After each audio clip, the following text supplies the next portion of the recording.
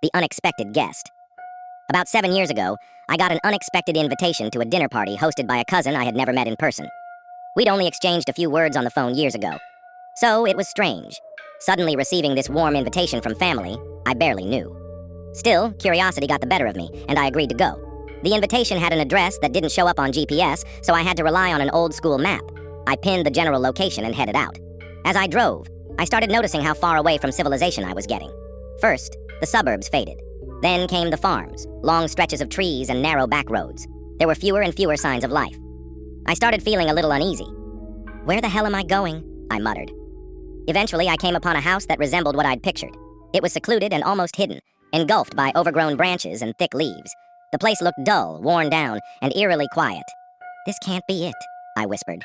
But then, as I pulled into the gravel driveway, a couple stepped outside to greet me, smiling warmly. They introduced themselves as my aunt and uncle. Their friendliness eased my nerves a bit. I asked about my cousin, and they said he had just gone out to run a few errands and would be back soon. Inside, the house was outdated but cozy. We talked for a couple of hours, mostly about my mom and family memories I barely recalled.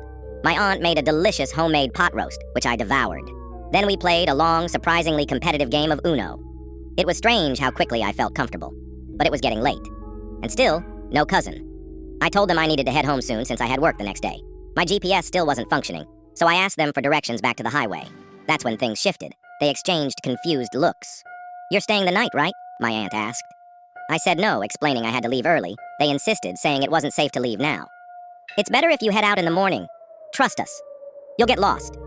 Their insistence grew unsettling. They seemed almost desperate. I said I'd stay, just to calm them down. But the second they went to get bed sheets, I quietly grabbed my things, slipped out the door, and drove away fast. It took some wrong turns, but I eventually made it home around 11 p.m. I didn't want to wake my parents, so I climbed the fence and entered through the back door. The kitchen lights were on. My mom was waiting. "Where were you?" she asked. "At Aunt Deborah's," I said. She stared at me. "She called earlier. You never arrived.